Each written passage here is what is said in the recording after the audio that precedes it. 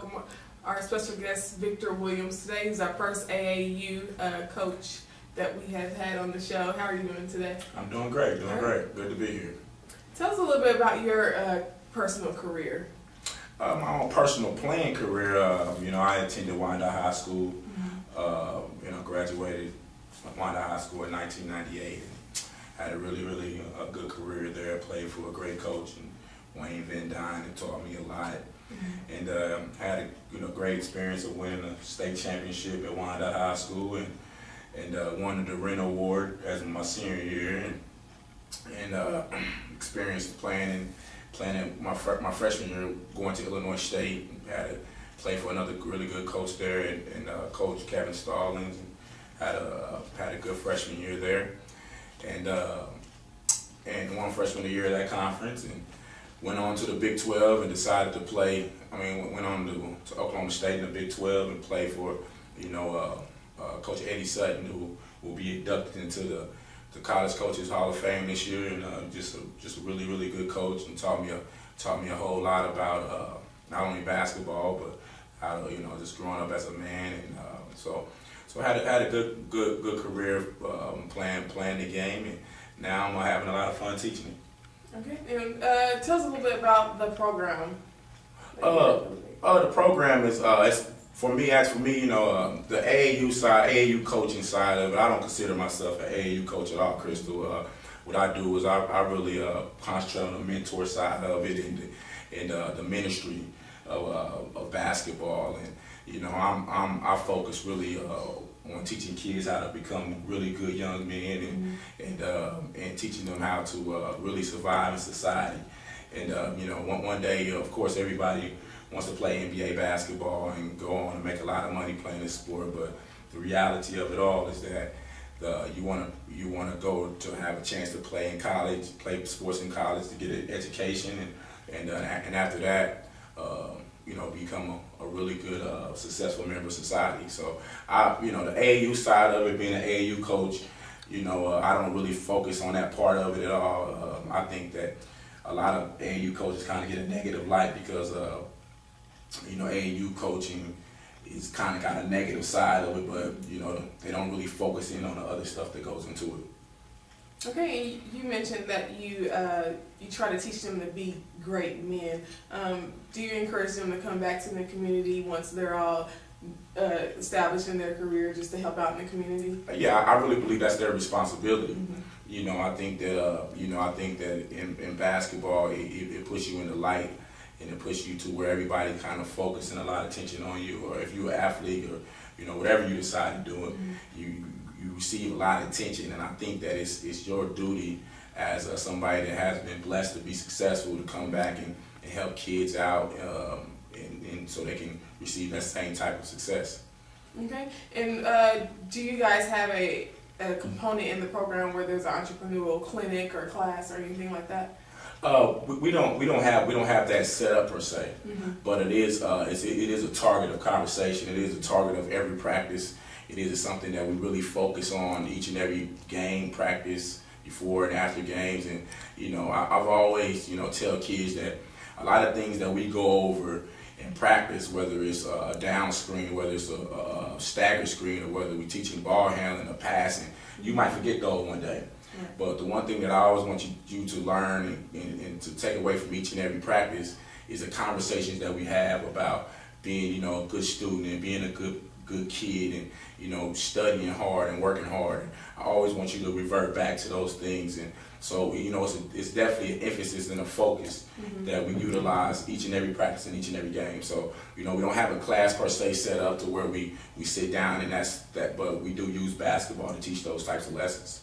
Okay. And we talked a little off camera how you target the younger kids, 4th and 5th grade. Do you think it's important to start that early?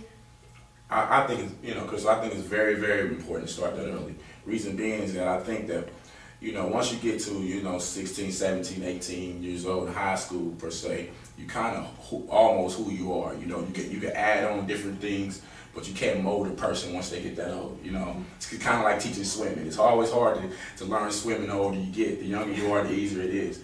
So I think teaching basketball and teaching kids how to become men at that age is very, very important, because you can kind of mold your person and exactly who you want them to be.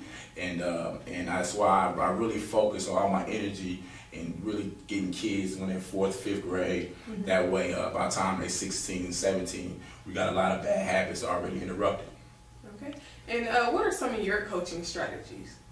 My coaching strategy is to teach mental toughness. I think the hardest thing for kids to learn is mental toughness, how to deal with adversity. And so, you know, when it comes to me teaching kids, you know, I try to teach the fundamentals, of course, but I try to put them in the most competitive environments. So once they're out there in a competitive situation, they know how to deal with it. So that's kind of what I think that I do more than anything. People that know me, people that's been around me, they'll tell you that, you know, I'm very demanding on kids, and I'm very demanding on people that's around me, just because I want them to learn that in order for you to survive in any walk of life, you got to be mentally tough. And you know, when kids get to high school, when kids get to college, the one thing that, you know, college coaches and high school coaches want, once the kid get there, is for them to be very competitive. And you can't be competitive without being mentally tough. So I think that's the one thing that I focus in on with kids, is to teach them how to be mentally tough. All right, Victor. We asked a lot of the coaches about their kids going to AAU and things like that. What is the difference between high school basketball and AAU basketball? Oh, that's a very good question, Crystal. You know, I think the biggest difference to me, you know, when it comes to high school and AAU basketball, is the competitive side of it. You know, again, getting drawn back to teaching kids resilience and toughness, and being able to learn how to compete, and you only can do that when you're in the most competitive environment. Although I think Kansas City has really great high school coaches, I do think that they have high school coaches all over the city that does a really, really good job. But the reality is, the competition is just not as stiff in a high school game and in an AAU game per se. I mean, you can face a team with 7 Division I athletes on an AAU team, or in an AAU environment, to where, you know, in Kansas City, in a high school game, you might got 1, maybe 2 of them on the floor at the same time. So from that standpoint, I think that it's very different, you know, from that standpoint. At the same time, when it comes to high school basketball compared to AAU, I think that the kids learn how to go to school, how to go to practice, you know, 5 days out of the week, and having to get up in the morning and do weightlifting and things like that carries over. So, you know, I think AAU basketball and high school basketball, in my opinion, go hand in hand. And I think, you know, well, we have to do a better job of really sticking together and really figuring out ways to where we can understand that. I think they both support each other. Okay, and we know you guys travel a lot with AAU. Is there a time during the week or the day that you guys focus solely on personal skills of the athlete? Definitely. You know, I think that my practice focuses on all individual skills. I mean, you know, I think, you know, we focus a lot on, you know, being able to fundamentally make a play in the game, to instinctively, you know, make a decision. And, you know, I think that that's kind of what, you know, my focus is on every player. You know, you got 9 players to a team. Your commitment is to make them the best, you know, player that they can be. And so I really focus my energy and practices, and I challenge kids in game situation on to be able to instinctively understand how to make a play, and at the same time get them organized enough to where they're sharing the basketball. Okay. Now tell us about your teams that you've coached in the last 10 years. Well, you know, me coming back from, you know, playing, you know, I played in MBDL for a couple of years, and me coming back, I wanted to start up an organization that really can help focus kids and help kids learn the game of basketball. And so myself and I teamed up with a really good friend of mine named Alex Salinas, and Mr. Bill Newbill, and Mr. Calvin Wainwright. You know, I would say, you know, and it's been, you know, plenty, you know, don't get me wrong, you know, I can name 5 or 6, because I didn't do it by myself at all. I mean, this was a group exercise. I mean, these guys really helped support me, and we decided to put together a really good traveling team, and I started them in the 5th grade, and we went on to to win a lot of games. Where we was called the Kansas City Cowboys, and we won a lot of games, and we had a really good sponsor, and the guy that gave back to our community named Mr. Sam Freitag. So he gave these kids opportunities to travel all over the country. I mean, you can name places all over the country. I mean, he one of the best guys I ever met in my life. Actually, still to this day is a mentor of mine and the other guys.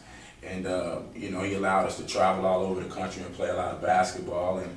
And in 2009, a really good friend of mine who was a teammate of mine in AAU basketball, who plays, he's from Wyandotte County, named Earl Watson.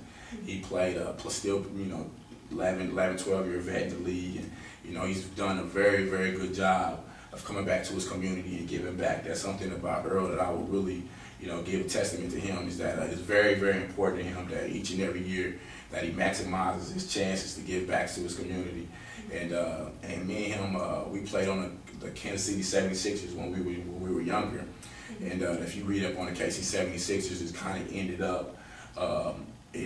ended up in a negative light. And what we wanted to do was, because the KC.76ers put a lot of kids on the map, including myself. You know, if you talk about Kareem Rush, Jerron Rush, Earl Watson, I mean, you can name kids all over the city. The Kansas City 76ers in the 90s done a lot of great things for a lot of kids, and we wanted to kind of change the name back to the 76ers because we wanted to start bringing back that positive light. And so in 2009, Earl started to sponsor our team and really started to focus in on helping the kids. And you know, he was really intrigued that, you know, all these kids are kids that, you know, was together since 2005. You know, these kids was together since 2005, and we really worked hard over the years. I'm gonna be honest with you. I mean, we had a lot of lumps. We went through a lot of adversity. We won games we wasn't supposed to win. And we lost games that we were supposed to win. So it was just kind of one of those things that kids always go through as they grow on and become something. And this year it all came together for us. I mean, we ended up winning 3 out of 4 national tournaments. I mean, we won the Jerry Mullen tournament in St. Louis. I mean, we was in the Elite 8 in Milwaukee, and we won the Fab 48 in Las Vegas, and we won the Double Pump tournament in Los Angeles. So that was just a testament to the guys and all the people that's put in the hard work over the years, and you know, they really exceeded my expectations. If you would have told me that we was gonna win 3 out of 4 national tournaments this year, I wouldn't have believed you. I'll be honest with you. I didn't think that we'd be there, and I'm very competitive, but I just didn't think that we would put it together that well. But we had a great experience, and the kids did great, and again, it's just a testament to all the hard work that they've put in and all the great people that helped them do it. All right, Coach, you had a really successful run last season. What are your expectations for this upcoming season? Man, that's a really good question. I mean, I hate to put expectations on each and every year, you know, because you know, kids are different, and you know, you got a whole new group of kids coming in, and, you know, and but again, I'm a firm believer that, you know, it's a formula to it. If you work hard and you dedicate yourself to it, then you're going to be successful.